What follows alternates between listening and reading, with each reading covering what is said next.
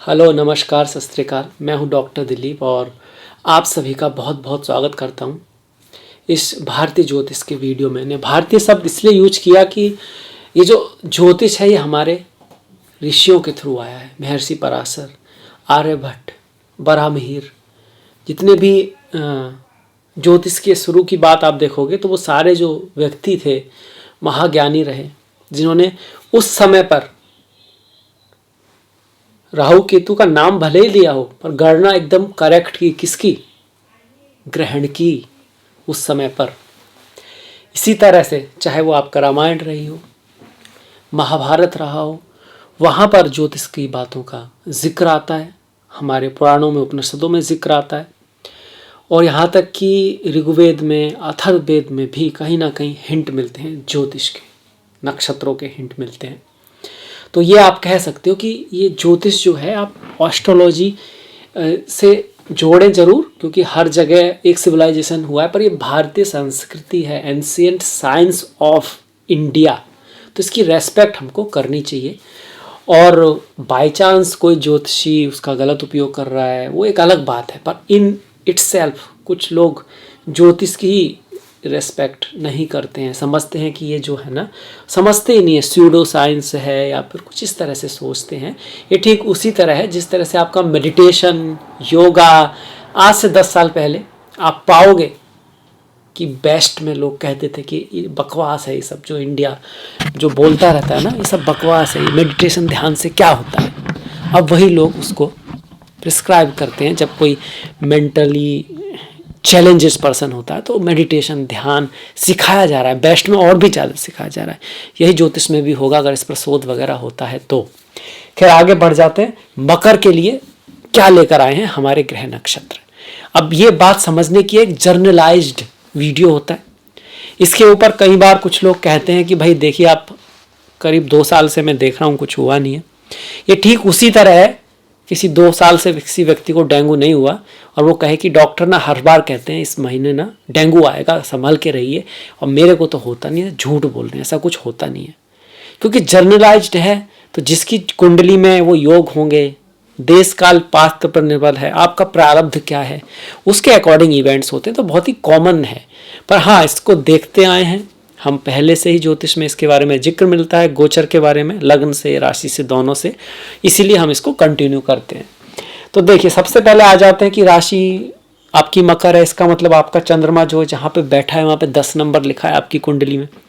या फिर अगर आपका लग्न है तो आपकी कुंडली के पहले भाव में 10 लिखा हुआ है। तो 10 इसीलिए दिखा है यहाँ पे क्योंकि 10वीं राशि है ये। यहाँ पर भाव ये पहला है। अगर ये पहला है तो दूसरा, ये तीसरा, ये चौथा है। चौथे में आप देख सकते हो कि गुरु और राहु गोचर कर रहे हैं 1 नंबर में। 1 नंबर राशि है, कौन सी होती है? पहली राशि मेष होती है। तो मेष में गुरु और राहु गोचर कर रहे हैं आपके चौथे भाव में। आपके सप्तम भाव में चौथी राशि कर्क है, जिसमें सूर्य और बुध गोचर कर रहे हैं। सूर्य यहाँ पर 16 तारीख को आएंगे, मतलब कि 16 जुलाई को आएंगे। और अष्टम भाव में आपके शुक्र और मंगल गोचर कर रहे हैं सिंह राशि में। 5 नंबर ये सिंह राशि को दिखाता है, इसके स्वामी सूर्य होते हैं। ये 10म भाव है जहाँ पर केतु गोचर कर रहे हैं। तो ये होगी हमारे ग्रहों की स्थिति। अब आ जाते हैं रिजल्ट के ऊपर कि भाई इनका रिजल्ट कैसा रहेगा। एक जो बहुत ही महत्वपूर्ण ग्रह हैं और जो आपके राशि के स्वामी हैं वो शनि महाराज हैं, जो कि आपके द्वितीय भाव में गोचर कर रहे हैं। तो आपकी जो 7.5 की लास्ट स्टेज चल रही है, नॉर्मली 7.5 की लास्ट स्टेज अच्छी मानते हैं और आपके लिए तो खासकर थोड़ी सी बेहतर है क्योंकि अपनी राशि में। पर अभी थोड़े वक्री चल रहे हैं नवंबर तक शनि। वक्री होने से क्या होगा, धन के मामले में कुछ उतार चढ़ाव रह सकते हैं। वाणी का आपको थोड़ा सा अच्छा प्रयोग करना है, सोच समझ के बोलना है, सही समय पे बोलना है और परिवार में अपनी एकता बना के रखनी है। और ये भी कहता है कि आपके जो धन के सोर्सेज है ना, जिस चीज़ों से आप धन कमा रहे हो उस पर ध्यान दीजिए। मतलब आगे बढ़ते रहना तो अच्छी बात है, बढ़ते रहने की आगे बढ़ते बढ़ते ये भी देखना है कि सही डायरेक्शन में तो सही बढ़ रहे हैं, सही डायरेक्शन में तो भाग रहे हैं, कि मेहनत गलत डायरेक्शन में कर रहे हो ऐसा तो नहीं है। जैसे कोई व्यक्ति एग्जाम की तैयारी कर रहा है, एक व्यक्ति है जिसने पहले साल मेहनत की, पूरी मेहनत नहीं की, 75% मेहनत की। दूसरी साल भी मेहनत की, पूरी मेहनत नहीं की, 80% मेहनत की। और तीसरी साल भी मेहनत की, इस बार भी 80% की। क्या उसका नंबर आया? नहीं आया। उसको अगले साल तैयारी करनी चाहिए, कर सकता है, चांसेस कम है, क्योंकि जो 3 साल में 100% नहीं दे पाया वो चौथी साल में भी क्या देगा, बेटर है कुछ और सोचे। अपना समय खराब ना करें। पर अगर किसी ने 100% दिया फिर भी नहीं आया, दूसरी साल भी 100% दिया अपना फिर भी नहीं आया, तो उसको डेफिनेटली दूसरी तरफ कर जाना चाहिए, क्योंकि वो 100 के पास नहीं हो पा रहा है। इसका मतलब है कि हो सकता है ईश्वर ने आपके लिए कुछ और बड़ा और अच्छा सोच रखा है।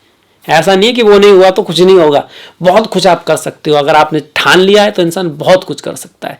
हाँ, अपनी कैपेबिलिटी के अनुसार, कोई कहीं पर जिसने ठान लिया, जिसके मन में अपने लक्ष्य के प्रति अटूट श्रद्धा है, विश्वास है, सही रास्ते से जो प्रयत्न कर रहा है, धैर्य जिसके मन में है, वो कुछ ना कुछ करेगा और अच्छा ही करेगा।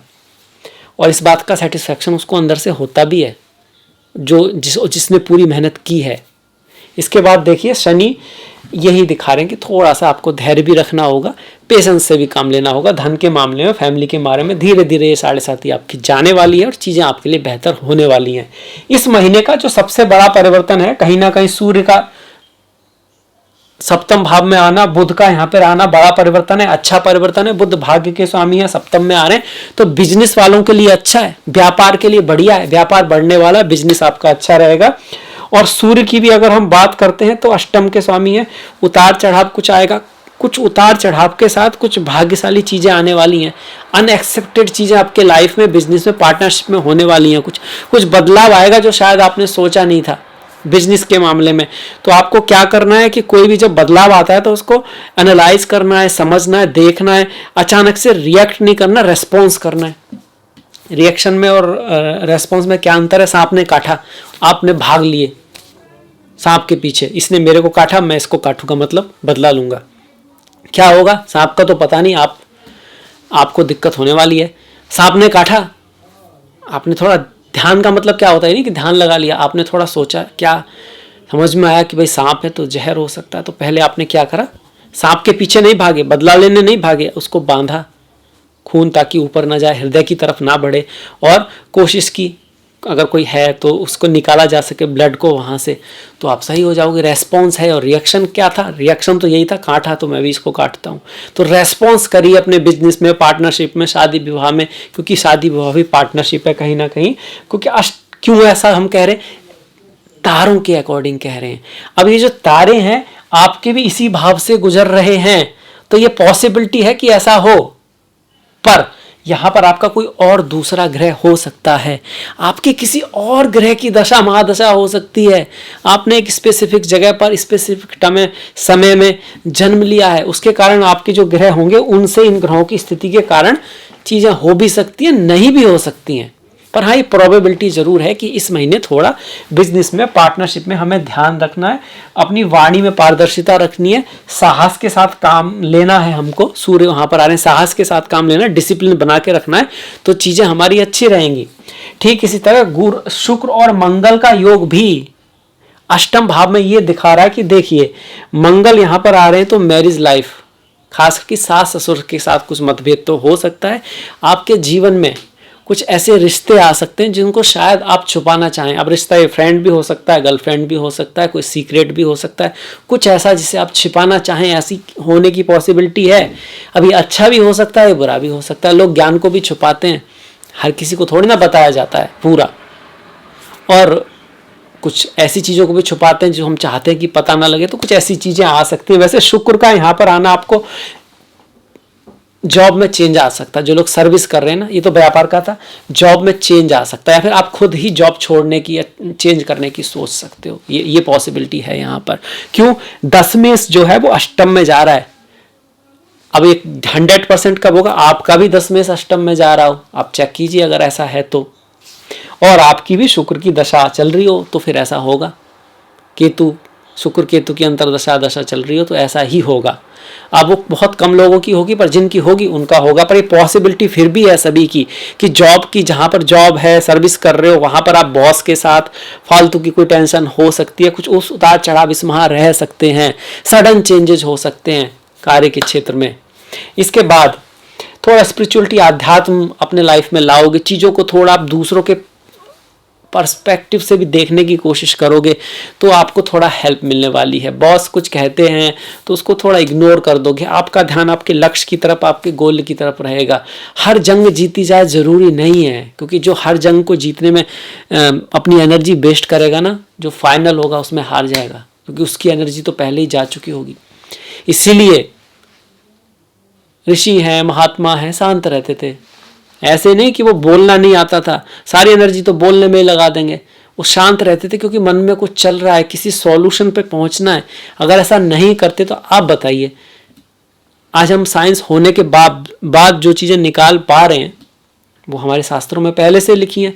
बहुत से लोगों को तो यही पता नहीं है कि जो ज्योतिष है, पाइथागोरस थ्योरम भी हमारे शास्त्रों में पहले से लिखी है। नंबर्स आर्यभट्ट जी जिन्होंने बताए, उन्होंने ज्योतिष के बारे में लिखा है, महान ज्योतिषी थे। बाहर 12 महिर मैथमेटिक्स एलजेब्रा में जिन्होंने अच्छी अच्छी इक्वेशन दी, आर्यभट्ट ने, वो ज्योतिषी थे। मतलब सिर्फ ज्योतिषी नहीं थे, वो फिजिसिस्ट भी थे, वो आपके एस्ट्रोनॉमर भी थे, वो आपके मैथमेटिशियन भी थे और साइंटिस्ट भी थे कहीं ना कहीं। तो इतने बारे बहुमुखी प्रतिभा के जो लोग थे, उन्होंने सूर्य सिद्धांत लिया। तो ऐसे ऐसे योग हम जहाँ से हमारा ज्योतिष आया। वेस्टर्न ज्योतिष में भी बहुत अच्छे लोग रहे हैं। अब बात पड़ जाती है शनि की। देखिए शनि, चूंकि हर बार रिपीट कर रहे हैं, थोड़ा वाणी को मीठा रखिए। धन के मामले में जो बात हुई है, बाकी शनि से डरने की आवश्यकता नहीं है। शनि, जो भी व्यक्ति लॉयल है, मेहनत है, जो अपने सही रास्ते से अपने लक्ष्य के पीछे भाग रहा है, कोशिश कर रहा है, मेहनत कर रहा है, उसका एग्जाम तो खूब लेंगे, दवा के एग्जाम लेते हैं। इसीलिए 7.5 से लोग डरते हैं, क्योंकि वो आपके पूर्व कर्म का रिजल्ट भी लाती है कभी कभी। इस साल तो बहुत मेहनत कर रहे हैं इस जीवन में तो, पर कुछ पहले कुछ नेगेटिव कर दिया है, तो उसके कारण कभी कभी डिले होता है। पर एक लिमिट के बाद जब ईश्वर देखते हैं कि हाँ भाई, बंदा मन से प्रयास कर रहा है, नियत भी इसकी अच्छी सही है, दूसरों के प्रति भी मन में इसके भाव अच्छे हैं, तो अच्छा रिजल्ट आता है, तभी आता है। या फिर आपकी कुंडली ही इतने कमाल की है, आप बहुत अच्छा करके आए हैं, तो वो केस कम होता है। नॉर्मली बीच का हम कुंडलियाँ ज़्यादा मिलती हैं। बहुत ख़राब कुंडली भी बहुत कम मिलती है और बहुत अच्छी कुंडली भी कम मिलती है। इसके बाद देखिए चौथे भाव में गुरु और राहु। अब चौथे भाव में गुरु का आना तो चेंज ऑफ प्लेस दिखाता है, ट्रांसफ़र दिखाता है, आपका बदलाव दिखाता है, माता से, बंधुओं से, दोस्तों में बदलाव दिखाता है, चेंज ऑफ फ्रेंड्स दिखाता है यहाँ पे चौथे भाव में गुरु का आना। और आपके कुंडली में तो वैसे भी 12वें भाव का स्वामी और तृतीय भाव। यात्राएं तो रहेंगी कुछ ना कुछ, कभी कभी यात्राएं मन की होती हैं, मन ठहरता ही नहीं, मन कभी इधर है कभी उधर है, काम पे फोकस ही नहीं कर पा रहे, वो भी एक यात्रा है, मानसिक यात्रा है। यही यात्रा जब कॉन्शियस लेवल पर होती है, अध्यात्म में, जब कोई समाधि में जाता है, अपने अंदर की यात्रा करता है, अपने ऊपर ज्ञान प्राप्त करता है, उसको भी यात्रा बोलते हैं। वो दूसरे लोग, वो लोग हमारे अंदर ही हैं। जो भी बाहर है, तथा पिंडे यथा ब्रह्मांडे, यथा ब्रह्मांडे तथा पिंडे, वो सब हमारे अंदर है। तो जिसने अपने बारे में ज्ञान प्राप्त कर लिया, उसने संसार के बारे में भी ज्ञान प्राप्त कर लिया। अब आप कहोगे यार ऐसा कैसे हो सकता है, मतलब ध्यान में आपने संसार के, मतलब उसे इलेक्ट्रिक कार तो अभी आई है, फिर पहले क्यों नहीं आई? भाई आत्मज्ञान की बात कर रहे हैं, दूसरे लेवल पे बात हो रही है, इलेक्ट्रिक कार की बात ही नहीं हो रही। संसार के ब्रॉड प्रोस्पेक्ट्रम में ये कहा गया, जैसे कि एक बूंद को जान लिया तो सागर को जान लिया, इस तरह से कहा जा रहा है। ये नहीं कहा जा रहा कि भाई बूंद को जान लिया तो बताओ फिर वो जो काला सागर है वहाँ पर क्या है और अरब सागर है वो वहाँ पर क्या है। दूसरे कॉन्टेक्स्ट में बात हो रही है यहाँ पे। इसके बाद धन के बारे में हो गया कि देखिए धन के मामले में भी थोड़ा सा एफर्ट है, हार्डवर्क है, वाणी को सही रखना है। धन के दोनों ही भाव, द्वितीय भाव और एकादश भाव, दोनों में, एक में शनि बैठे हुए हैं पर अपनी राशि में है, तो प्रयास से, हार्डवर्क से धन आप सेव कर पाओगे।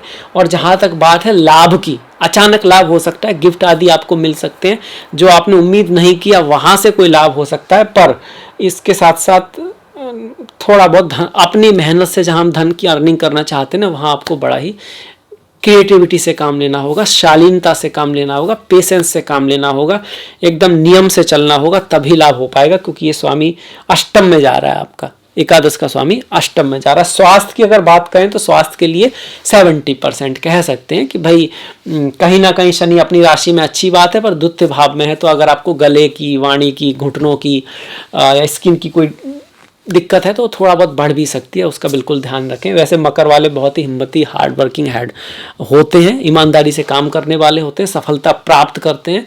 लोग इनको जितना समझते हैं उससे कहीं ज़्यादा टैलेंटेड होते हैं। पर हाँ, थोड़े से पॉजिटिव जरूर हो जाएं आप, थोड़े से निराश होती है इनको।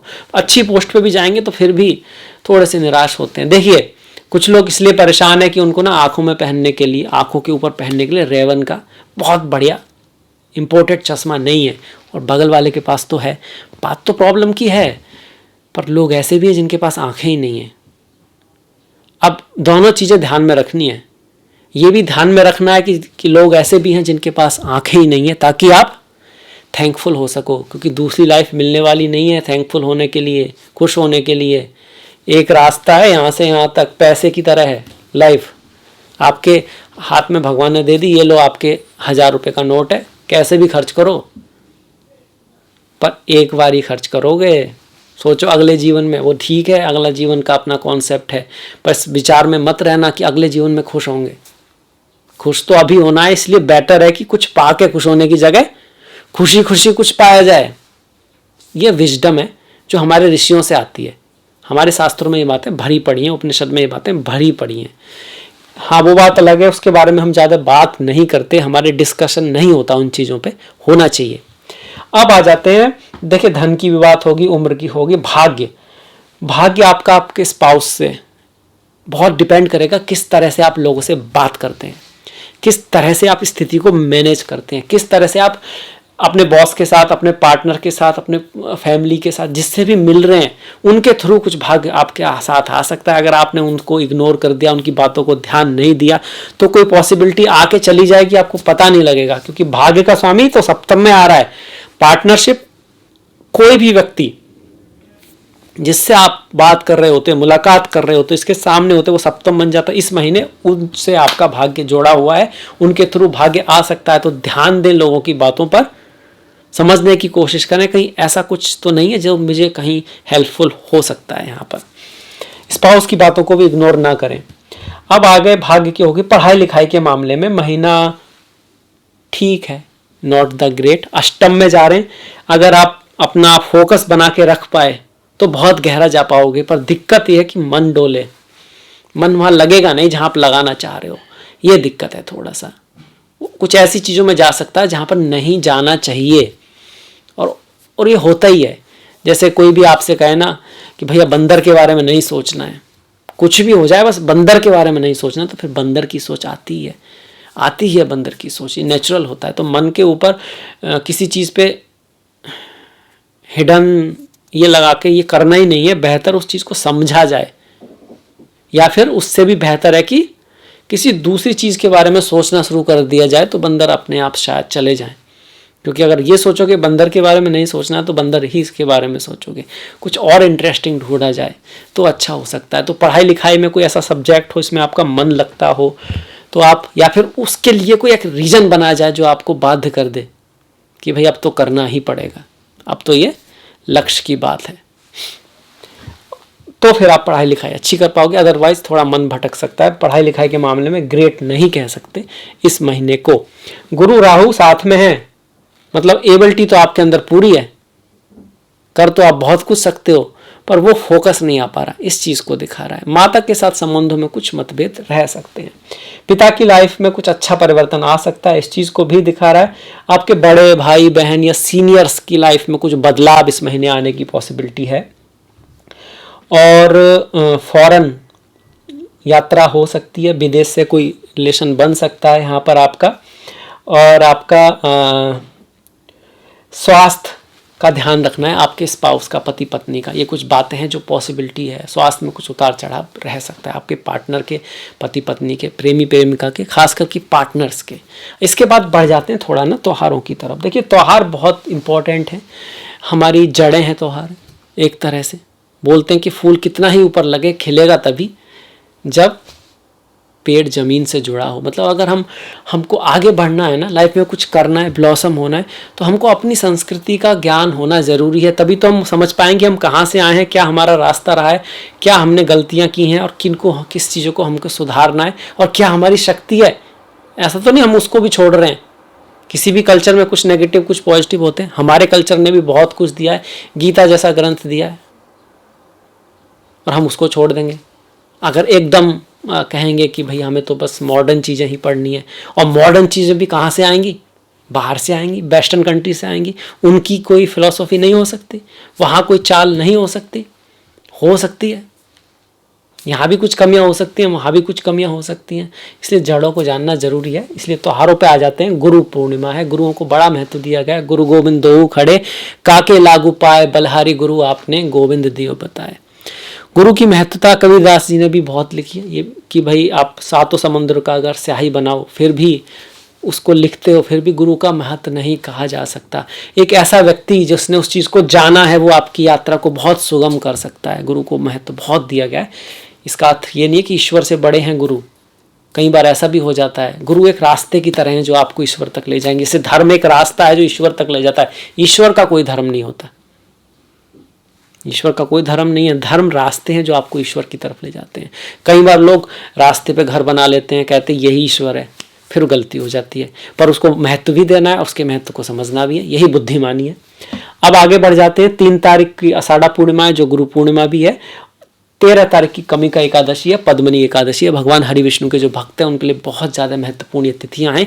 ये तिथियां एक एनर्जी पैदा करती हैं। एकादशी के दिन जो चंद्रमा और सूर्य के बीच की जो दूरी है वो इस तरह की होती है कि अगर आप उस दिन ध्यान वगैरह करते हो, मेडिटेशन वगैरह में जाते हो तो आपको ईजीनेस रहती है। और आप पहले से अगर करते आ रहे हो तो उस दिन आपके साथ कुछ अच्छा घटित हो सकता है, कुछ बड़ी घटनाएं हो सकती हैं। इसीलिए पूर्णिमा में आप देखोगे कि बहुत महान लोगों के बर्थडे या कुछ चीज़ें आती हैं, क्योंकि वो एक तिथि है, एक महान तिथि है। उस दिन एनर्जी जैसी है जो आपको भी थोड़ा बहुत हेल्प कर सकती हैं।